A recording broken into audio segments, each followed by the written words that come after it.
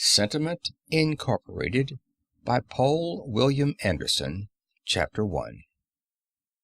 Recording by Phil Chenevert. She was 22 years old, fresh out of college, full of life and hope, and all set to conquer the world. Colin Fraser happened to be on vacation on Cape Cod when she was playing summer stock, and went to more shows than he had planned. It wasn't hard to get an introduction, and before long he and Judy Sanders were seeing a lot of each other. "Of course," she told him one afternoon on the beach, "my real name is Harkness." He raised his arm, letting the sand run through his fingers. The beach was big and dazzling white around them. The sea galloped in with a steady roar, and a gull rode the breeze overhead. "What was wrong with it?" he asked. "For a professional moniker, I mean." She laughed and shook the long hair back over her shoulders. "I wanted to live under the name of Sanders," she explained. Oh, yes, of course. Winnie the Pooh. He grinned. "Soulmates, that's what we are." It was about then that he decided he'd been a bachelor long enough. In the fall she went to New York to begin the upward grind, understudy, walk-on parts, shoestring theaters, and roles in outright turkeys.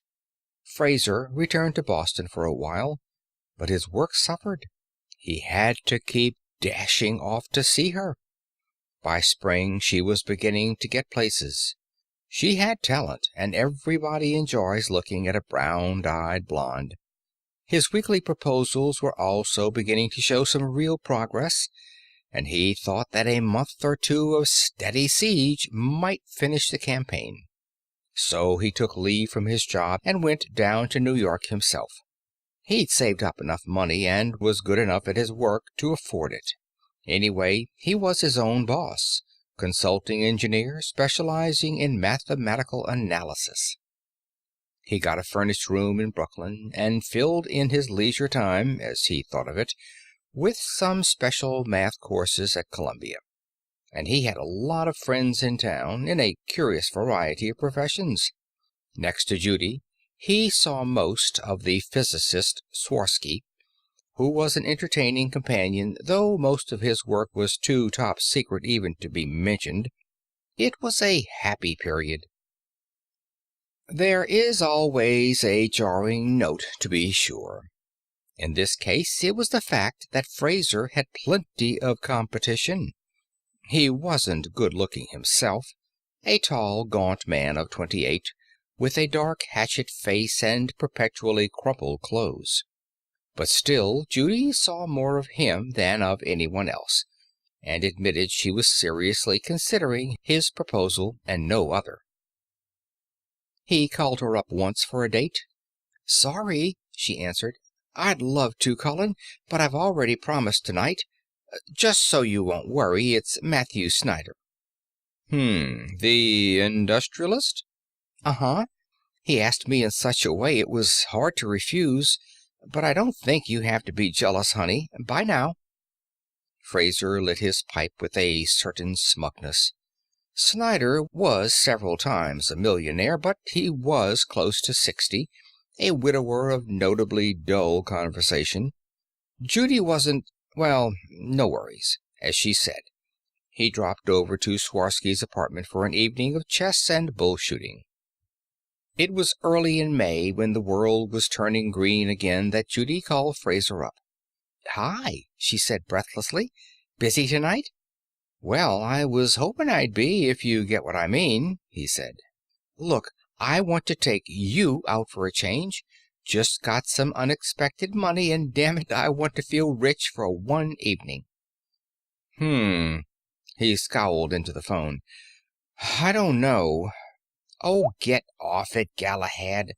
I'll meet you in the Dixie lobby at 7, okay?" She blew him a kiss over the wires and hung up before he could argue further. He sighed and shrugged. Well, why not if she wanted to?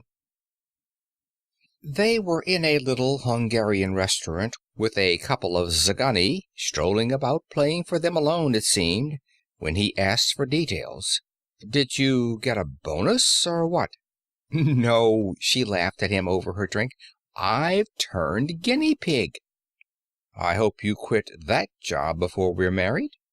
It's a funny deal, she said thoughtfully. It'd interest you. I've been out a couple of times with this Snyder, you know, and if anything was needed to drive me into your arms, Colin, it's his political lectures. Well, bless the Republican Party. He laid his hand over hers.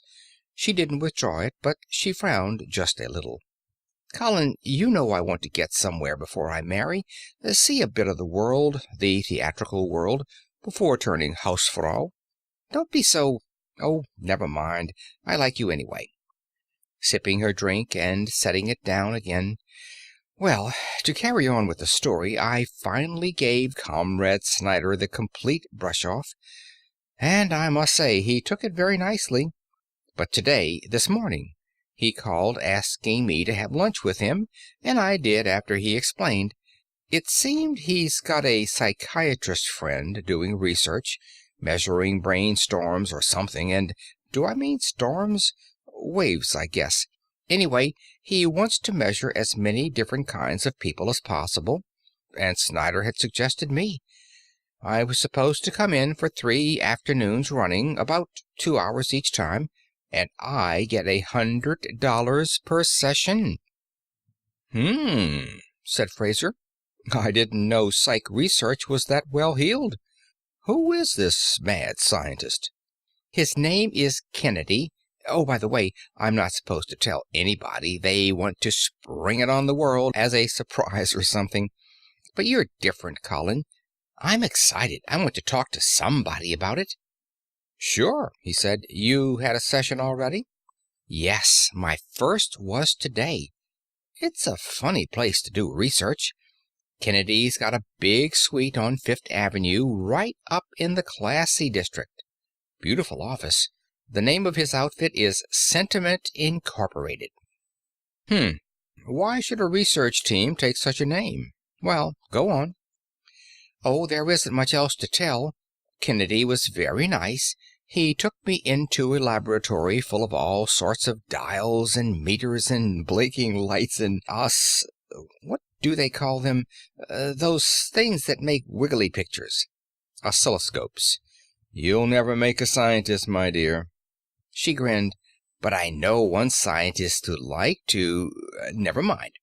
Anyway, he sat me down in a chair and put bands around my wrists and ankles, just like the hot squat, and a big thing like a beauty parlor hairdryer over my head.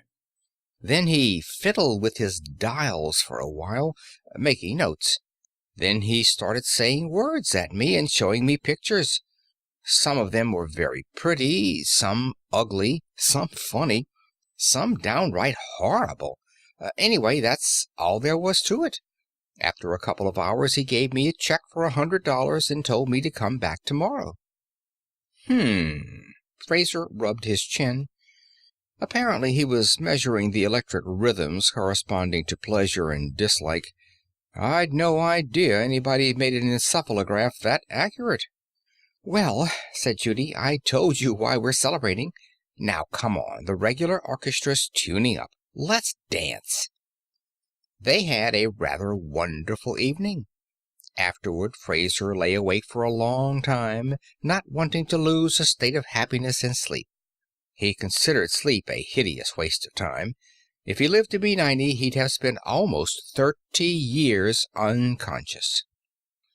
Judy was engaged for the next couple of evenings, and Fraser himself was invited to dinner at Swarsky's the night after that, so it wasn't till the end of the week that he called her again. "Hello, sweetheart," he said exuberantly. "How's things? I refer to Charles Addams things, of course." "Oh, Colin." Her voice was very small, and it trembled. "Look, I've got 2 tickets to HMS Pinafore, so put on your own pinafore and meet me." "Colin, I'm sorry, Colin, I can't." "Huh?" He noticed how odd she sounded, and a leadenness grew within him. "You aren't sick, are you?" "Colin, I'm going to be married." "What?" "Yes, I'm in love now. Really in love. I'll be getting married in a couple of months." But, I didn't want to hurt you." He heard her begin to cry. "But who? How?" "It's Matthew," she gulped. "Matthew Snyder." He sat quiet for a long time, until she asked if he was still on the line. "Yeah," he said tonelessly. "Yeah, I'm still here after a fashion," shaking himself. "Look, I've got to see you. I want to talk to you." "I can't." "You sure as hell can," he said harshly. They met at a quiet little bar which had often been their rendezvous. She watched him with frightened eyes while he ordered martinis. "All right," he said at last. "What's the story?" "I—" He could barely hear her. "There isn't any story. I suddenly realized I loved Matt, that's all." "Snyder?" He made it a curse. "Remember what you told me about him before?" "I felt different then," she whispered. "He's a wonderful man when you get to know him." "And rich." He suppressed the words and the thought. "What's so wonderful specifically?" he asked. He... Briefly her face was rapt. Fraser had seen her looking at him that way now and then. "Go on," he said grimly. "Enumerate Mr. Snyder's good qualities. Make a list. He's courteous, cultured, intelligent, young, handsome, amusing. To hell. Why, Judy?" "I don't know," she said in a high, almost fearful tone. "I just love him, that's all." She reached over the table and stroked his cheek. "I like you a lot, Colin. Find yourself a nice girl and be happy." His mouth drew a narrow line. "There's something funny here," he said. "Is it blackmail?" "No." She stood up, spilling her drink, and the flare of temper showed him how overwrought she was. "He just happens to be the man I love. That's enough out of you. Goodbye, Mr. Fraser." He sat, watching her go. Presently he took up his drink, gulped it barbarously, and called for another. End of Chapter 1. Chapter 2. Juan Martinez had come from Puerto Rico as a boy and made his own way ever since. Fraser had gotten to know him in the army, and they had seen each other from time to time since then. Martinez had gone into the private eye business and made a good thing of it.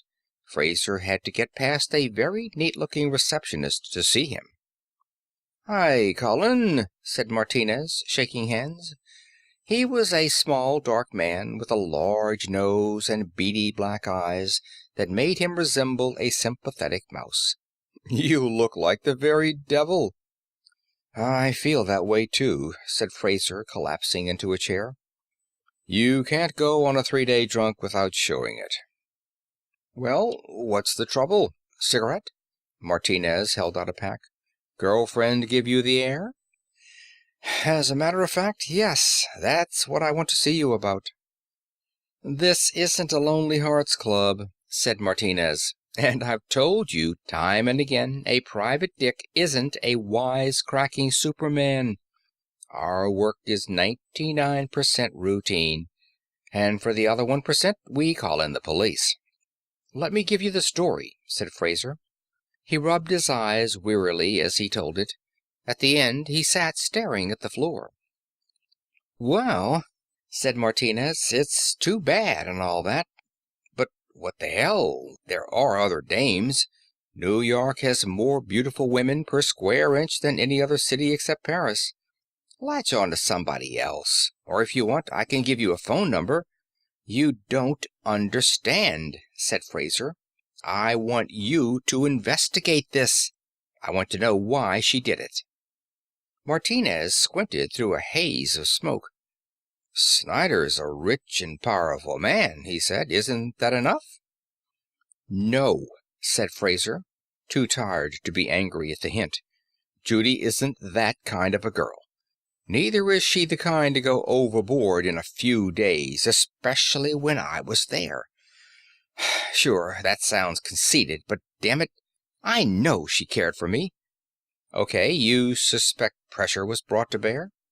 "Yeah. It's hard to imagine what. I called up Judy's family in Maine, and they said they were all right, no worries. Nor do I think anything in her own life would give a blackmailer or an extortionist anything to go on. Still, I want to know." Martinez drummed the desk top with nervous fingers. "I'll look into it if you insist," he said, "though it'll cost you a pretty penny. Rich men's lives aren't easy to pry into if they've got something they want to hide. But I don't think we'll find out much.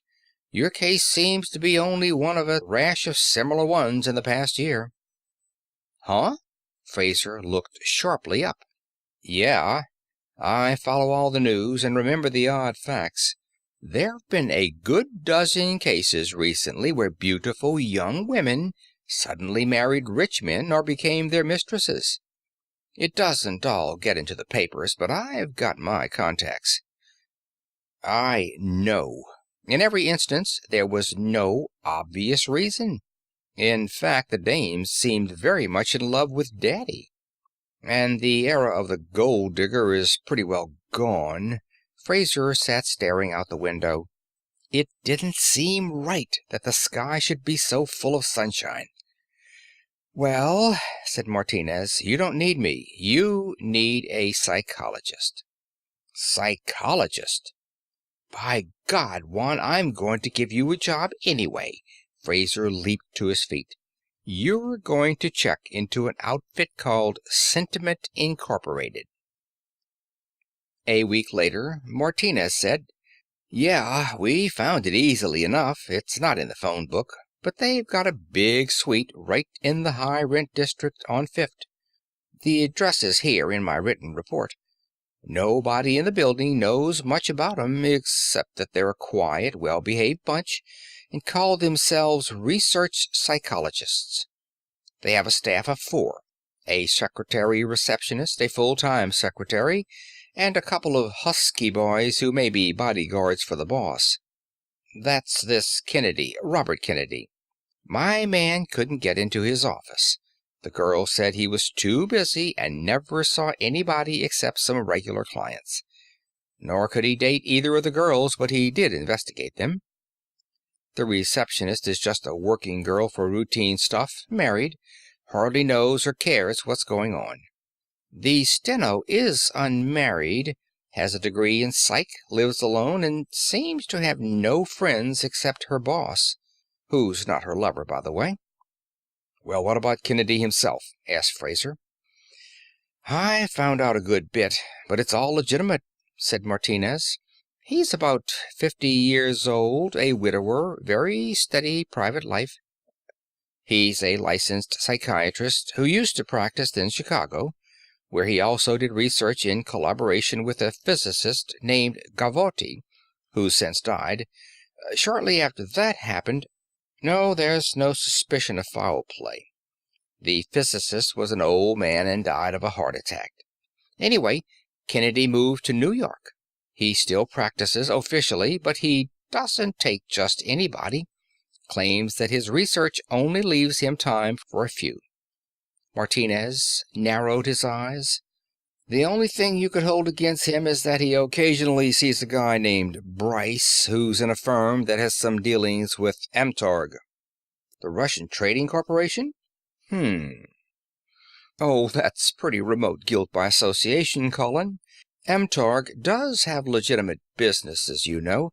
We buy manganese from them, among other things. And the rest of Kennedy's connections are all strictly blue ribbon, creme de la creme. Business, finance, politics, and one big union leader who's known to be a conservative. In fact, Kennedy's friends are so powerful you'd have real trouble doing anything against him. Fraser slumped in his chair. I suppose my notion was pretty wild, he admitted. Well, there is one queer angle. You know these rich guys who suddenly made out with such highly desirable dames? As far as I could find out, every one of 'em is a client of Kennedy's. Eh? Fraser jerked erect. 'S a fact. Also, my man showed the building staff, elevator pilots and so on, pictures of these women, and a couple of 'em were remembered as having come to see Kennedy. Shortly before they fell in love? Well, that I can't be sure of. You know how people are about remembering dates, but it's possible. Fraser shook his dark head. It's unbelievable, he said. I thought Svengali was outworn melodrama. I know something about hypnotism, Colin. It won't do anything like what you think happened to those girls. Fraser got out his pipe and fumbled tobacco into it. I think, he said, I'm going to call on Dr. Robert Kennedy myself. Take it easy, boy, said Martinez. You've been reading too many weird stories. You'll just get tossed out on your can. Fraser tried to smile. It was hard. Judy wouldn't answer his calls and letters any more. Well, he said, it'll be in a worthy cause. The elevator led him out on the 19th floor. It held 4 big suites, with the corridor running between them. He studied the frosted glass doors. On one side was the Eagle Publishing Company and Frank and Days, brokers. On the other was the Messenger Advertising Service and Sentiment Incorporated. He entered their door and stood in a quiet oak-paneled reception room. Behind the railing were a couple of desks, a young woman working at each, and 2 burly men who sat boredly reading magazines. The pretty girl, obviously the receptionist, looked up as Fraser approached and gave him a professional smile. "Yes, sir?" she asked. "I'd like to see Dr. Kennedy, please," he said, trying hard to be casual. "Do you have an appointment, sir?" "No, but it's urgent." "I'm sorry, sir. Dr. Kennedy is very busy. He can't see anybody except his regular patients and research subjects." "Look, take him in this note, will you? Thanks." Fraser sat uneasily for some minutes, wondering if he'd worded the note correctly. "I must see you about Miss Judy Harkness. Important." Well, what the devil else could you say? The receptionist came out again. "Dr. Kennedy can spare you a few minutes, sir," she said. "Go right on in." "Thanks." Fraser slouched toward the inner door. The 2 men lowered their magazines to follow him with watchful eyes. There was a big, handsomely furnished office inside, with a door beyond that must lead to the laboratory. Kennedy looked up from some papers and rose, holding out his hand. He was a medium-sized man, rather plump, graying hair brushed thickly back from a broad, heavy face behind rimless glasses. "Yes?" His voice was low and pleasant. "What can I do for you?" "My name's Fraser." The visitor sat down and accepted a cigarette. Best to act urbanely. "I know Miss Harkness well. I understand you made some encephalographic studies of her." "Indeed?" Kennedy looked annoyed, and Fraser recalled that Judy had been asked not to tell anyone. "I'm not sure. I would have to consult my records first." He wasn't admitting anything, thought Fraser. "Look," said the engineer, "there's been a marked change in Miss Harkness recently. I know enough psychology to be certain that such changes don't happen overnight without cause. I wanted to consult you." "I'm not her psychiatrist," said Kennedy coldly. "Now, if you will excuse me, I really have a lot to do." "All right," said Fraser. There was no menace in his tones, only a weariness. "If you insist, I'll play it dirty. Such abrupt changes indicate mental instability, but I know she was perfectly sane before. It begins to look as if your experiments may have injured her mind. If so, I should have to report you for malpractice." Kennedy flushed. "I am a licensed psychiatrist," he said, "and any other doctor will confirm that Miss Harkness is still in mental health. If you tried to get an investigation started, you would only be wasting your time, and that of the authorities. She herself will testify that no harm was done to her, no compulsion applied, and that you are an infernal busybody with some delusions of your own. Good afternoon." "Ah," said Fraser, "so she was here." Kennedy pushed a button. His men entered. "Show this gentleman the way out, please," he said. Fraser debated whether to put up a fight, decided it was futile, and went out between the two others. When he got to the street, he found he was shaking and badly in need of a drink. Fraser asked, "Jim, did you ever read Trilby?" Swarsky's round, freckled face lifted to regard him. "Years ago," he answered. "What of it?" "Tell me something. Is it possible, even theoretically possible, to do what Svengali did? Change emotional attitudes just like that?" Fraser snapped his fingers. "I don't know," said Swarsky. "Nuclear cross-sections are more in my line, but offhand, I should imagine it might be done. Something in the far future. Thought habits, associational patterns. The labeling of this as good and that as bad seems to be matters of established neural paths. If you could selectively alter the polarization of individual neurons, but it's a pretty remote prospect.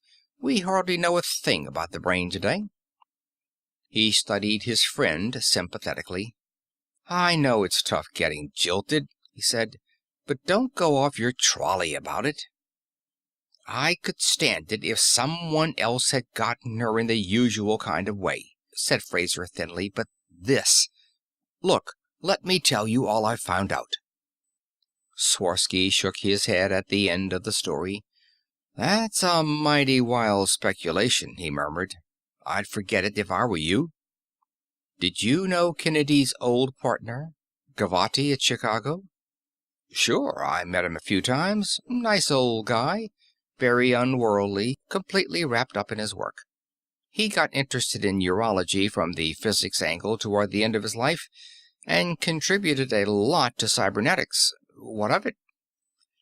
"I don't know," said Fraser. "I just don't know. But do me a favor, will you, Jim? Judy won't see me at all, but she knows you and likes you.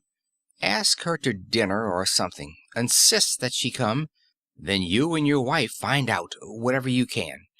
Just exactly how she feels about the whole business, what her attitudes are toward everything. The name is Swarsky, not Holmes. But sure, I'll do what I can, if you'll promise to try and get rid of this fixation. You ought to see a head shrinker yourself, you know." In vino veritas. Sometimes too damn much veritas.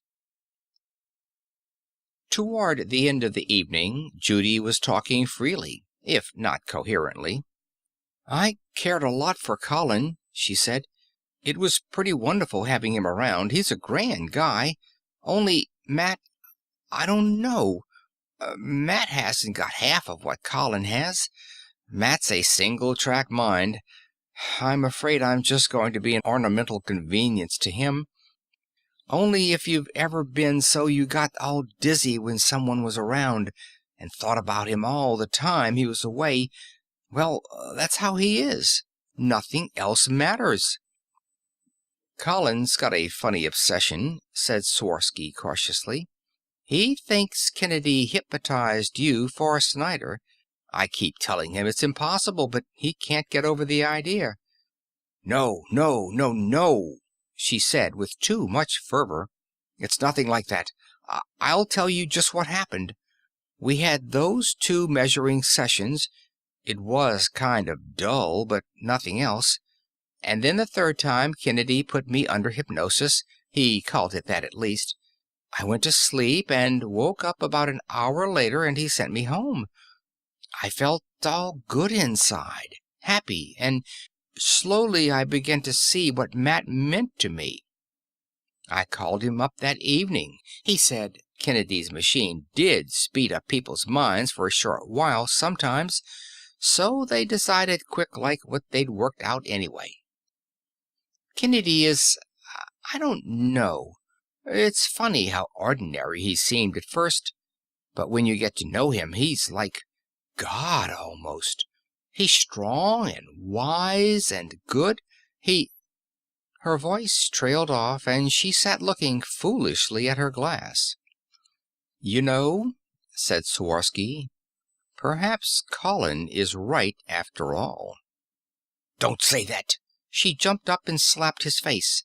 "Kennedy's good, I tell you. All you little lice sitting here making sly remarks behind his back, and he's so much bigger than all of you, and—" She broke into tears and stormed out of the apartment. Swarovski reported the affair to Fraser. "I wonder," he said.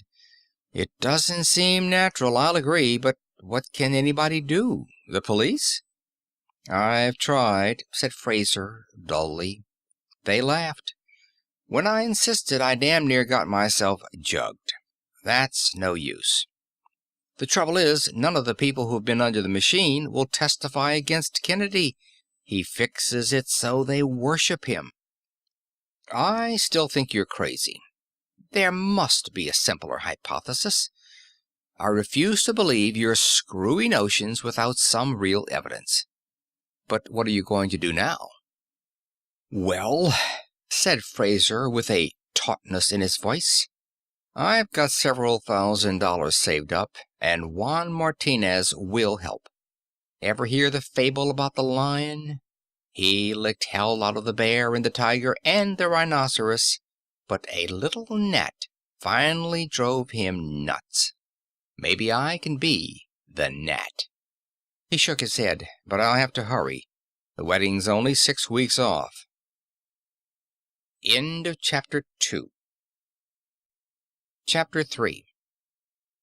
It can be annoying to be constantly shadowed, to have nasty gossip about you spreading through the places where you work and live, to find your tires slashed, to be accosted by truculent drunks when you stop in for a quick one, to have loud horns blow under your window every night. It doesn't do much good to call the police. Your petty tormentors always fade out of sight. Fraser was sitting in his room some 2 weeks later, trying unsuccessfully to concentrate on matrix algebra, when the phone rang. He never picked it up without a fluttering small hope that it might be Judy, and it never was. This time it was a man's voice. "Mr. Fraser?" "Yeah," he grunted. "What do you want?" "This is Robert Kennedy. I'd like to talk to you." Fraser's heart sprang in his ribs, but he held his voice stiff. "Go on, then. Talk." "I want you to come up to my place. We may be having a long conversation." Well..." It was more than he had allowed himself to hope for, but he remained curt. "Okay, but a full report of this business, and what I think you're doing, is in the hands of several people. If anything should happen to me—" "You've been reading too many hard boils," said Kennedy. "Nothing will happen. Anyway, I have a pretty good idea who those people are. I can hire detectives of my own, you know." "I'll come over then." Fraser hung up and realized suddenly that he was sweating. The night air was cool as he walked down the street. He paused for a moment, feeling the city like a huge, impersonal machine around him, grinding and grinding. Human civilization had grown too big, he thought. It was beyond anyone's control. It had taken on a will of its own and was carrying a race which could no longer guide it.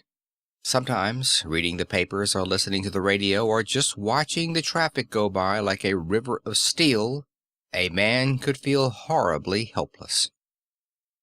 He took the subway to Kennedy's address, a swank apartment in the lower 50s. He was admitted by the psychiatrist in person. No one else was around. "I assume," said Kennedy, "that you don't have some wild idea of pulling a gun on me. That would accomplish nothing except to get you in trouble." "No," said Fraser, "I'll be good." His eyes wandered about the living room. One wall was covered with books which looked used. There were some quality reproductions, a Capehart, and fine, massive furniture. It was a tasteful layout. He looked a little more closely at 3 pictures on the mantel. A middle-aged woman with 2 young men in uniform. "My wife," said Kennedy, "and my boys. They're all dead. Would you like a drink?" "No, I came to talk." "I'm not Satan, you know," said Kennedy. "I like books and music, good wine, good conversation. I'm as human as you are, only I have a purpose." Fraser sat down and began charging his pipe. "Go ahead," he said. "I'm listening." Kennedy pulled a chair over to face him. The big, smooth countenance behind the rimless glasses held little expression. "Why have you been annoying me?" he asked. "I?" Fraser lifted his brows. Kennedy made an impatient gesture. "Let's not chop words. There are no witnesses tonight. I intend to talk freely and want you to do the same. I know that you've got Martinez sufficiently convinced to help you with this very childish persecution campaign. What do you hope to get out of it?" "I want my girl back," said Fraser tonelessly. "I was hoping my nuisance value—" Kennedy winced a bit. "You know, I'm damn sorry about that. It's the one aspect of my work which I hate. I'd like you to believe that I'm not just a scientific procurer. Actually, I have to satisfy the minor desires of my clients so they'll stay happy and agree to my major wishes. It's the plain truth that those women have been only the minutest fraction of my job. Nevertheless, you're a freewheeling son, doing something like that. Really now, what's so horrible about it? Those girls are in love. The normal, genuine article. It's not any kind of zombie state or whatever your overheated imagination has thought up. They're entirely sane, unharmed, and happy. In fact, happiness of that kind is so rare in this world that if I wanted to, I could pose as their benefactor." "You've got a machine," said Fraser. "It changes the mind. And as far as I'm concerned, that's as gross a violation of liberty as throwing someone into a concentration camp. How free do you think anyone is? You're born with a fixed heredity. Environment molds you like clay. Your society teaches you what and how to think. A million tiny factors, all depending on blind, uncontrollable chance, determine the course of your life, including your love life. Well, we needn't waste any time on philosophy. Go on, ask some questions. I'll admit I've hurt you, unwillingly to be sure, but I do want to make amends." "Your machine, then," said Fraser. "How did you get it? How does it work?" "I was practicing in Chicago," said Kennedy, "and collaborating on the side with Gavotti. How much do you know of cybernetics? I don't mean computers and automata, which are only one aspect of the field. I mean control and communication, in the animal as well as in the machine." "Well, I've read Wiener's books, and studied Shannon's work, too." Despite himself, Fraser was thawing just a trifle. "It's exciting stuff. Communications theory seems to be basic in biology and psychology as well as in electronics." "Quite. The future may remember Wiener as the Galileo of neurology. If Gavotti's work ever gets published, he'll be considered the Newton. So far, frankly, I've suppressed it. He died suddenly just when his machine was completed, and he was getting ready to publish his results. Nobody but I knew anything more than rumors. He was inclined to be secretive till he had a fait accompli on hand. I realized what an opportunity had been given me, and took it. I brought the machine here without saying much to anyone." Kennedy leaned back in his chair. "I imagine it was mostly luck which took Gavotti and me so far," he went on. "We made a long series of improbably good guesses, and thus telescoped a century of work into a decade. If I were religious, I'd be down on my knees thanking the Lord for putting this thing of the future into my hands." "Or the devil," said Fraser. Briefly, anger flitted across Kennedy's face. "I grant you, the machine is a terrible power, but it's harmless to a man if it's used properly, as I have used it. I'm not going to tell you just how it works. To be perfectly honest, I only understand a fraction of its theory and its circuits myself. But look, you know something of encephalography. The various basic rhythms of the brain have been measured. The standard method is already so sensitive that it can detect abnormalities like a developing tumor or a strong emotional disturbance that will give trouble unless corrected. Half of Gavotti's machine is a still more delicate encephalograph. It can measure and analyze the minute variations in electrical pulses corresponding to the basic emotional states. It won't read thoughts, no, but once calibrated for a given individual, it will tell you if he's happy, sorrowful, angry, disgusted, afraid, any fundamental neuroglandular condition, or any combination of them." He paused. "All right," said Fraser. "What else does it do?" "It does not make monsters," said Kennedy. "Look, the specific emotional reaction to a given stimulus is, in the normal individual, largely a matter of conditioned reflex, instilled by social environment or the accidental associations of his life.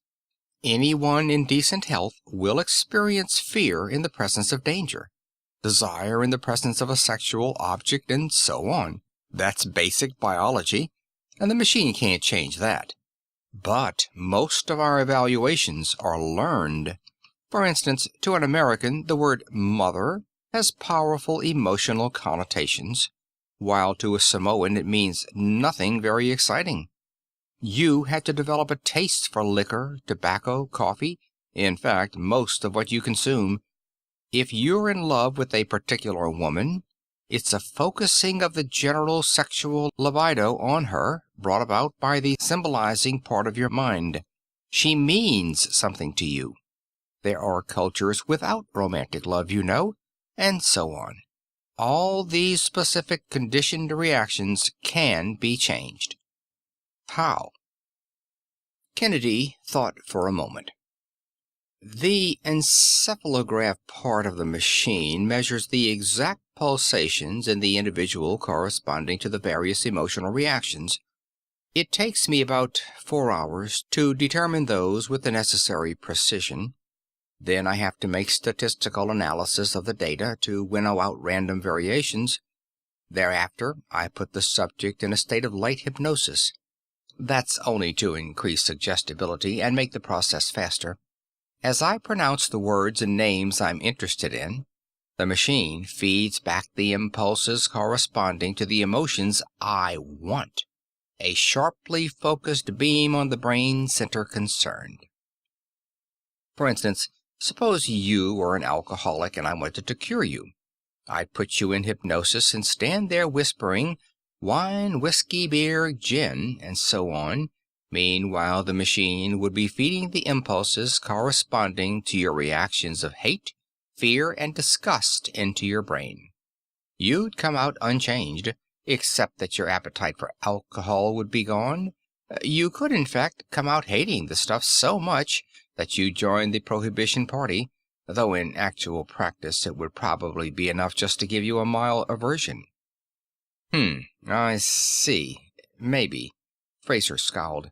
And the subject doesn't remember what you've done? Oh, no.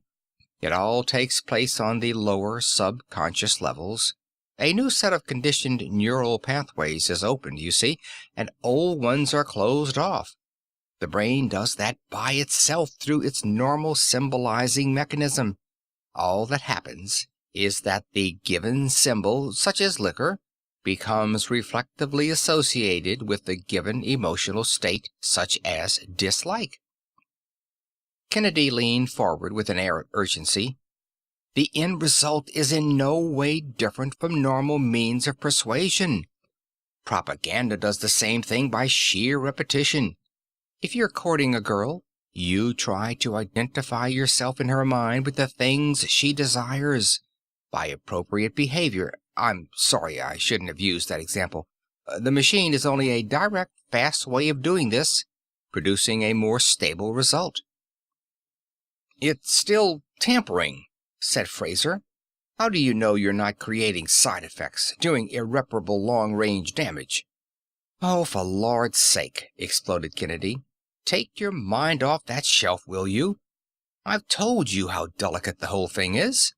A few microwatts of power, more or less, a frequency shift of less than 1%, and it doesn't work at all. There's no effect whatsoever. He cooled off fast, adding reflectively, on the given subject, that is. It might work on someone else. These pulsations are a highly individual matter. I have to calibrate each case separately. There was a long period of silence. Then Fraser strained forward and said in an ugly voice, All right, you've told me how you do it. Now tell me why. What possible reason or excuse, other than your own desire to play God? This thing could be the greatest psychiatric tool in history, and you're using it to pimp. I told you that was unimportant, said Kennedy quietly. I'm doing much more. I set up practice here in New York a couple of years ago. Once I had a few chance people under control. No, I tell you again, I didn't make robots of them. I merely associated myself in their own minds with their father image. That's something I do to everyone who comes under the machine, just as a precaution, if nothing else. Kennedy is all-wise, all-powerful. Kennedy can do no wrong. It isn't a conscious realization. To the waking mind, I am only a shrewd advisor and a damn swell fellow. But the subconscious mind knows otherwise. It wouldn't let my subjects act against me. It wouldn't even let them want to. Well, you see how it goes. I got those first few people to recommend me to certain selected friends, and these in turn recommended me to others. Not necessarily as a psychiatrist. I have variously been a doctor, a counselor, or merely a research man looking for data. But I'm building up a group of the people I want, people who'll back me up, who'll follow my advice, not with any knowledge of being dominated, but because the workings of their own subconscious minds will lead them inevitably to think that my advice is the only sound policy to follow, and my requests are things any decent man must grant. Yeah, said Fraser, I get it. Big businessmen, labor leaders, politicians, military men, and Soviet spies. Kennedy nodded. I have connections with the Soviets. Their agents think I'm on their side. But it isn't treason, though I may help them out from time to time.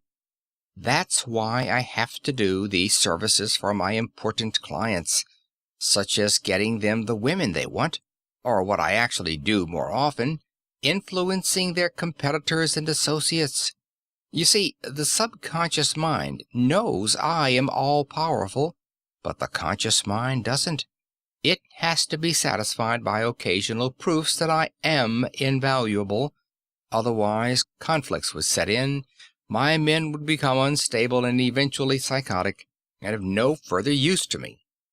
Of course, he added almost pedantically, my men don't know how I persuade these other people. They only know that I do somehow, and their regard for their own egos, as well as for me, sets up a block which prevents them from reasoning out the fact that they themselves are dominated. They're quite content to accept the results of my help without inquiring further into the means than the easy rationalization that I have a persuasive personality.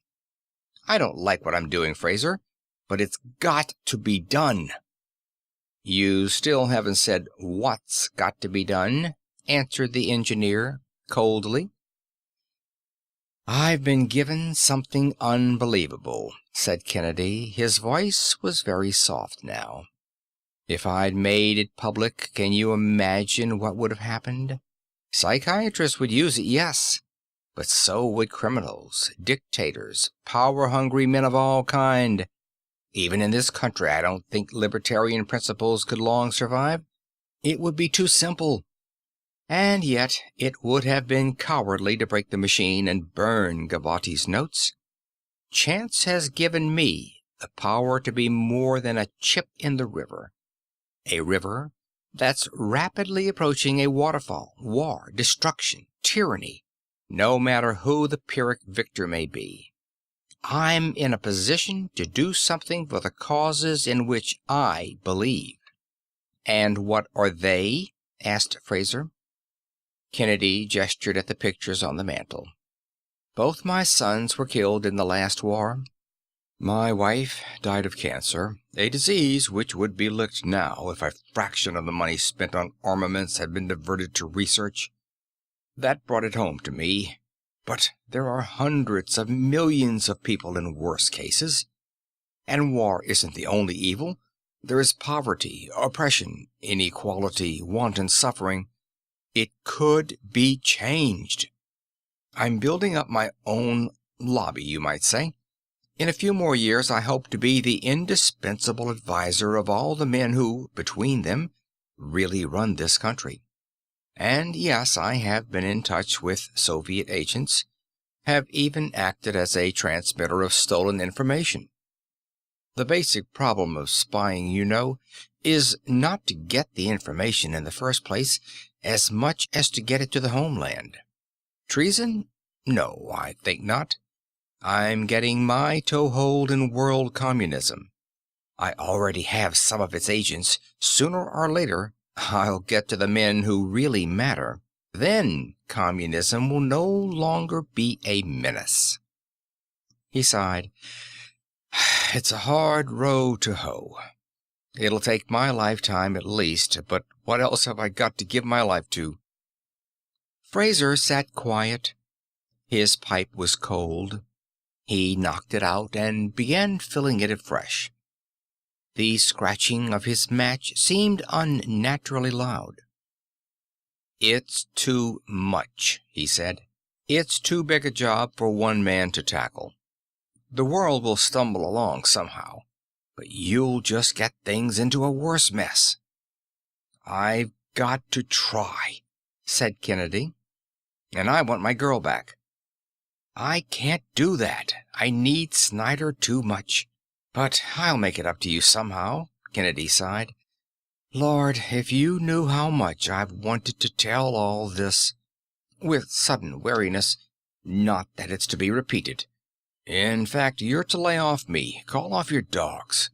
Don't try to tell anyone else what I've told you.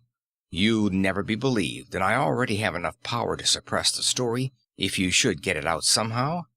And if you give me any more trouble, I'll see to it that you stop." "Murder?" "Or commitment to an asylum. I can arrange that, too." Fraser sighed. He felt oddly unexcited, empty, as if the interview had drained him of his last will to resist. He held the pipe loosely in his fingers, letting it go out. "Ask me a favor," urged Kennedy. "I'll do it if it won't harm my own program. I tell you, I want to square things." "Well—" "Think about it. Let me know." "All right." Fraser got up.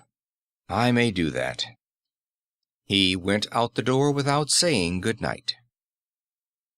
End of Chapter 3. Chapter 4. He sat with his feet on the table, chair tilted back and teetering dangerously, hands clasped behind his head, pipe filling the room with blue fog.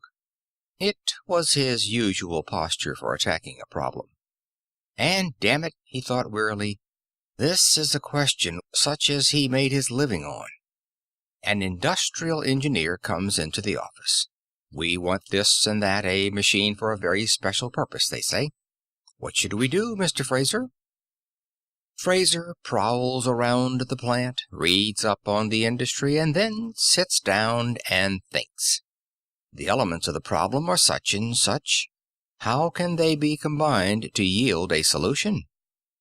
Normally, he uses the mathematical approach, especially in machine design. Most practicing engineers have a pathetic math background. They use 10 pages of elaborate algebra and rusty calculus to figure out something that 3 vector equations would solve. But you have to get the logical basics straight first before you can set up your equations. All right, what is the problem? To get Judy back.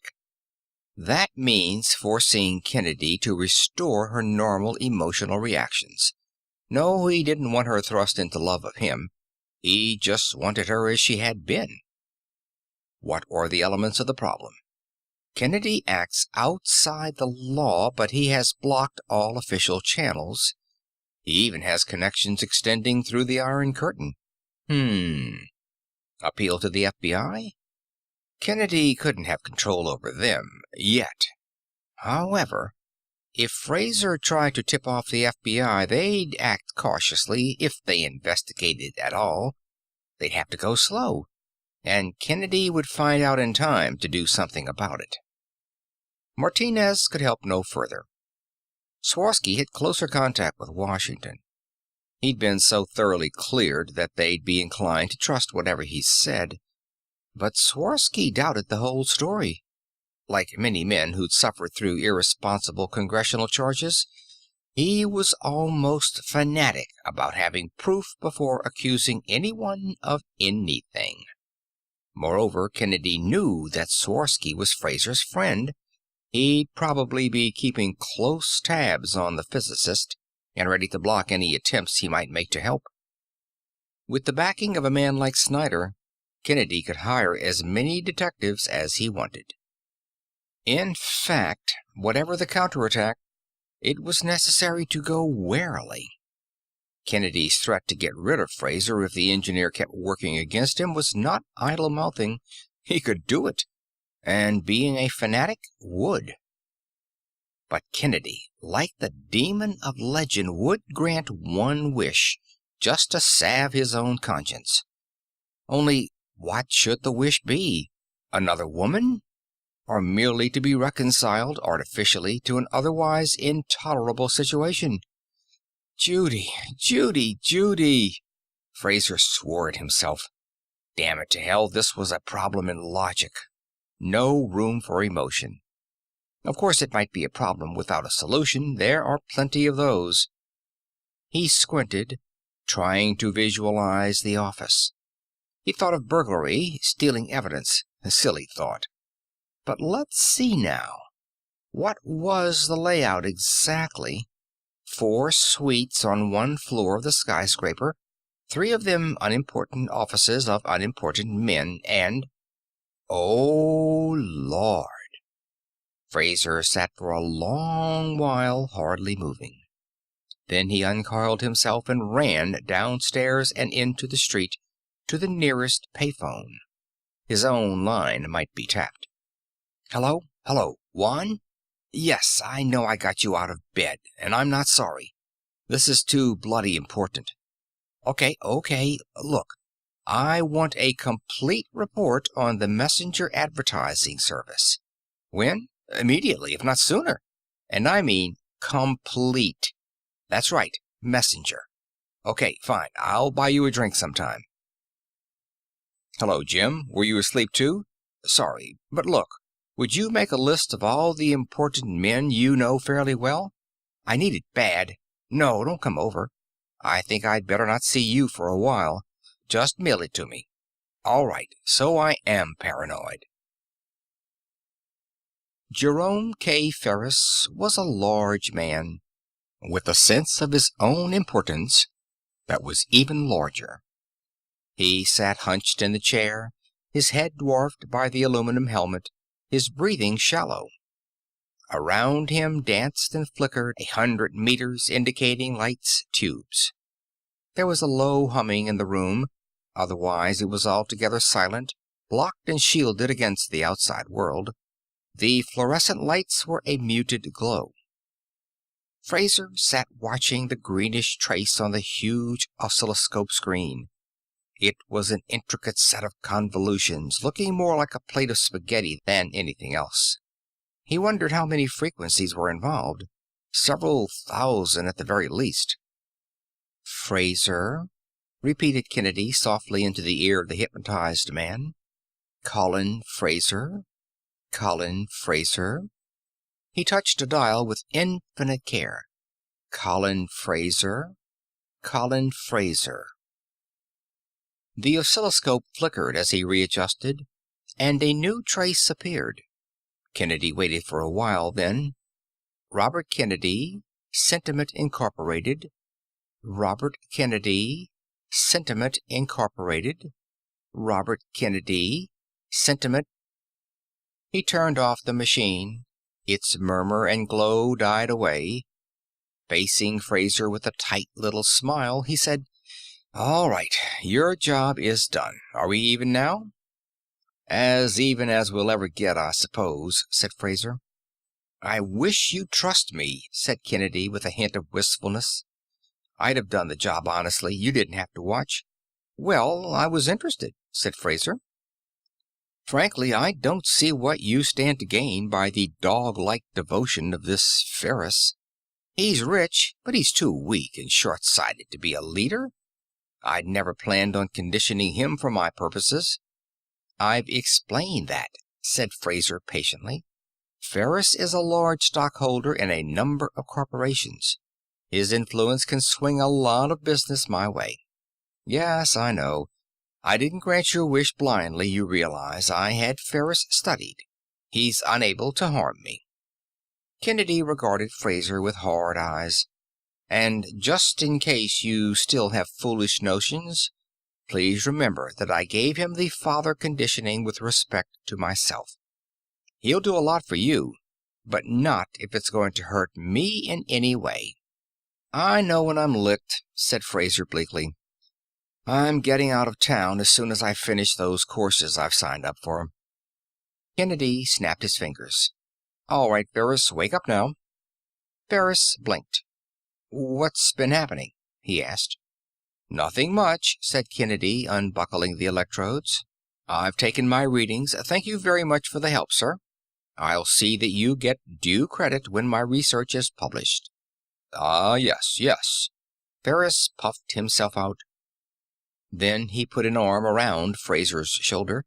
"If you aren't busy," he said, "maybe we could go have lunch." "Thanks," said Fraser. "I'd like to talk to you about a few things."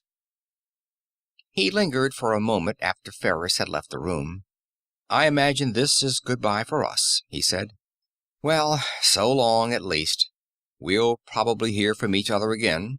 Kennedy shook Fraser's hand. "No hard feelings? I did go to a lot of trouble for you, wrangling your introduction to Ferris when you'd named him, and having one of my men persuade him to come here, and right when I'm so infernally busy, too." "Sure," said Fraser. "It's all right. I can't pretend to love you for what you've done, but you aren't a bad sort." "Huh, no worse than you," said Kennedy with a short laugh. "You've used the machine for your own ends now." "Yeah," said Fraser, "I guess I have." Sworsky asked, "Why do you insist on calling me from drugstores? And why at my office? I've got a home phone, you know." "I'm not sure but that our own lines are tapped," said Fraser. "Kennedy's a smart cookie, and don't you forget it. I think he's about ready to dismiss me as a danger, but you're certainly being watched. You're on his list." "You're getting a persecution complex. Honest, Colin, I'm worried." "Well, bear with me for a while. Now, have you had any information on Kennedy since I last called?" No. I did mention to Thompson, as you asked me to, that I'd heard rumors of some revolutionary encephalographic techniques and would be interested in seeing the work. Why did you want me to do that?" "Thompson," said Fraser, is one of Kennedy's men. Now look, Jim, before long you're going to be invited to visit Kennedy. He'll give you a spiel about his research and ask to measure your brainwaves. I want you to say yes. Then I want to know the exact times of the 3 appointments he'll give you, the first 2 at least. If Kennedy's doing what you claim, Jim, it's a necessary risk, but I'm the one who's taking it. You'll be okay, I promise you, though perhaps later you'll read of me being found in the river. You see, I got Kennedy to influence a big stockholder for me. One of the lesser companies in which he has a loud voice is Messenger. I don't suppose Kennedy knows that. I hope not. Swarovski looked as if he'd been sandbagged. He was white, and the hand that poured a drink shook. "Lord," he muttered. "Lord, Colin, you were right." Fraser's teeth drew back from his lips. "You went through with it, eh?" "Yes. I let the sun hypnotize me, and afterward I walked off with a dreamy expression as you told me to. Just 3 hours ago he dropped around here in person. He gave me a long rigmarole about the stupidity of military secrecy and how the Soviet Union stands for peace and justice. I hope I acted impressed. I'm not much of an actor. You don't have to be, just so you don't overdo it. To one of Kennedy's victims, obeying his advice is so natural that it doesn't call for any awestruck wonderment. And he wanted data from me. Bombardment cross-sections, critical values, resonance levels. My Lord! If the Russians found that out through spies, it'd save them 3 years of research. This is an FBI case, all right." "No, not yet." Fraser laid an urgent hand on Swarovski's arm. "You've stuck by me so far, Jim. Go along a little further." "What do you want me to do?" "Why," Fraser's laugh jarred out, "give him what he wants, of course." Kennedy looked up from his desk, scowling. "All right, Fraser," he said. "You've been a damned nuisance, and it's pretty patient of me to see you again. But this is the last time. What do you want?" "It's the last time I'll need to see you, perhaps." Fraser didn't sit down. He stood facing Kennedy. "You've had it, friend, straight up." "What do you mean?" Kennedy's hand moved toward his buzzer. "Listen before you do anything," said Fraser harshly. "I know you tried to bring Jim Swarovski under the influence. You asked him for top-secret data. A few hours ago you handed the file he brought you on to Bryce, who's no doubt at the Amtorg offices this minute. That's high treason, Kennedy. They execute people for doing that." The psychologist slumped back. "Don't try to have your bully boys get rid of me," said Fraser. "Swarovski is sitting by the phone, waiting to call in the FBI. I'm the only guy who can stop him." "But," Kennedy's tongue ran around his lips, "but he committed treason himself. He gave me the papers." Fraser grinned. "You don't think those were authentic, do you? I doubt if you'll be very popular in the Soviet Union either, once they've tried to build machines using your data." Kennedy looked down at the floor. "How did you do it?" he whispered. "Remember Ferris, the guy you fixed up for me? He owns a share of your next-door neighbor, the Messenger Advertising Service. I fed him a song and dance about needing an office to do some important work, only my very whereabouts had to be secret. The Messenger people were moved out without anybody's knowing. I installed myself there one night, also a simple little electric oscillator. Encephalography is damn delicate work. It involves amplifications up to several million. The apparatus misbehaves if you give it a hard look. Naturally, your lab and the machine were heavily shielded, but even so, a radio emitter next door would be bound to throw you off. My main trouble was in lousing you up just a little bit. not enough to make you suspect anything. I only worked at that during your calibration sessions with Swarovski. I didn't have to be there when you tuned the beam on him, because it would be calculated from false data and be so far from his pattern as to have no effect. You told me yourself how precise an adjustment was needed. Swarovski played along then. Now we've got proof, not that you meddle with human lives, but that you are a spy." Kennedy sat without moving. His voice was a broken mumble. "I was going to change the world. I had hopes for all mankind, and you, for the sake of one woman." "I never trusted anybody with a messiah complex. The world is too big to change single-handed. You just have bungled it up worse than it already is. A lot of dictators started out as reformers and ended up as mass executioners. You'd have done the same." Fraser leaned over his desk. "I'm willing to make a deal, though," he went on. "Your teeth are pulled. There's no point in turning you in. Swarovski and Martinez and I are willing just to report on Bryce and let you go if you'll change back all your subjects. We're going to read your files and watch and see that you do it. Every one." Kennedy bit his lip. "And the machine?" "I don't know. We'll settle that later. Okay, God. Here's the phone number of Judy Harkness. Ask her to come over for a special treatment at once." A month later, the papers had a story about a plausible maniac who had talked his way into the Columbia University laboratories, where Gavotti's puzzling machine was being studied, and pulled out a hammer and smashed it into ruin before he could be stopped. Taken to jail, he committed suicide in his cell. The name was Kennedy. Fraser felt vague regret, but it didn't take him long to forget it.